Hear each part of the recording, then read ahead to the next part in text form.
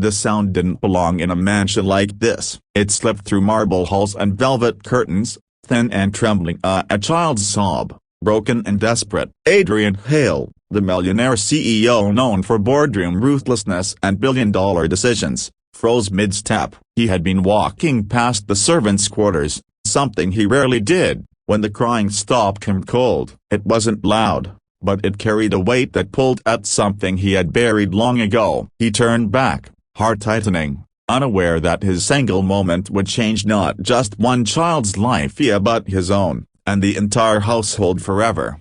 Before the story unfolds, pause for a second. If you've ever believed that kindness can rewrite destiny, tap like and subscribe, because what happens next proves that one compassionate choice can echo louder than wealth ever could.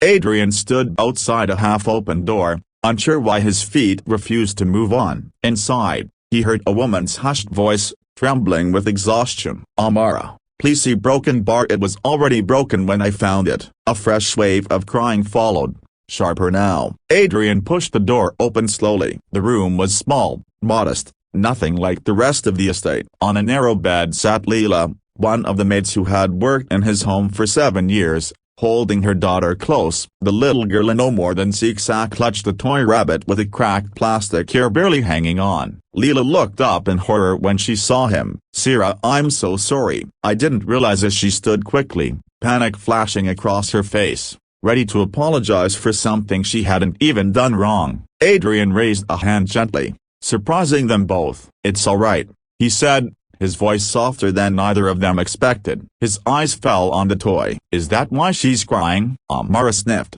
her cheeks wet, eyes red. "Papa Bunny was a gift from my dad," she whispered. "He said if I hugged it when I missed him, it would keep me safe." Leela's lips pressed together as she turned away. Adrian noticed. "Her father?"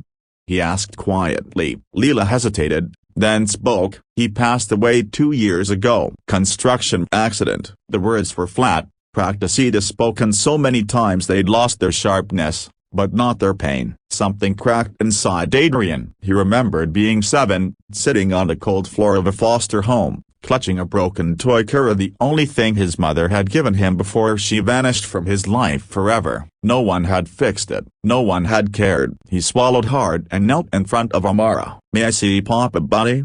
he asked. Amara hesitated, then handed it to him carefully, as if it might fall apart completely. Adrian examined it, then smiled faintly. "This isn't broken," he said. "It just needs help." Leela looked confused. "Sir, you don't have toy." He stood. "I'll be back," he said, and walked away with the toy in his hand. The household buzzed. An hour later, the CEO had cancelled meetings. He had left the estate. Whispers filled the corridors. Had something gone wrong? When Adrian returned, he didn't go to his office. He went straight back to the servants' quarters. Leela nearly dropped the laundry basket when she saw him again. He knelt and handed Amara Papa Bunny. The ear was perfectly repaired, reinforced, and stitched with a tiny golden thread. But that wasn't all. Around the rabbit's neck hung a small silver pendant engraved with 2 words, "Always safe." Amara gasped. Her crying turned into laughter so pure it stunned everyone in the room. She hugged the toy tightly,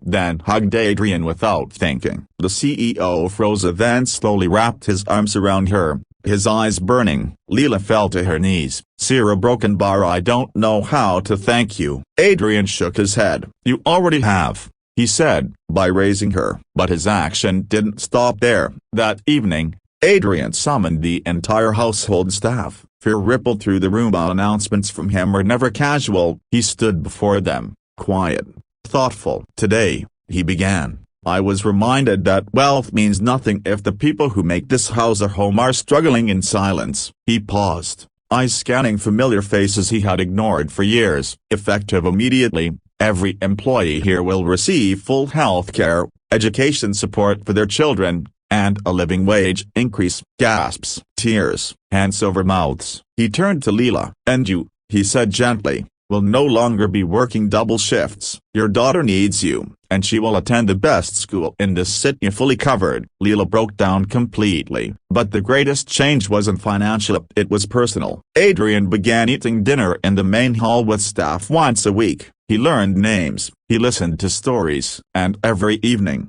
Amar waited by the stairs, waving Papa Bunny, reminding him of something he'd forgotten, that love, once ignored, doesn't disappear, it waits. Months later, Adrian established a foundation in Amara's father's name, supporting families of workers lost to workplace accidents. At the opening ceremony, Amara stood beside him, holding his hand. When asked why he did all this, Adrian simply said, "Because one broken toy reminded me of the child I once was and the man I wanted to become." And if this story touched your heart, don't forget to like this video, subscribe to the channel, and share it, because kindness, when shared, multiplies.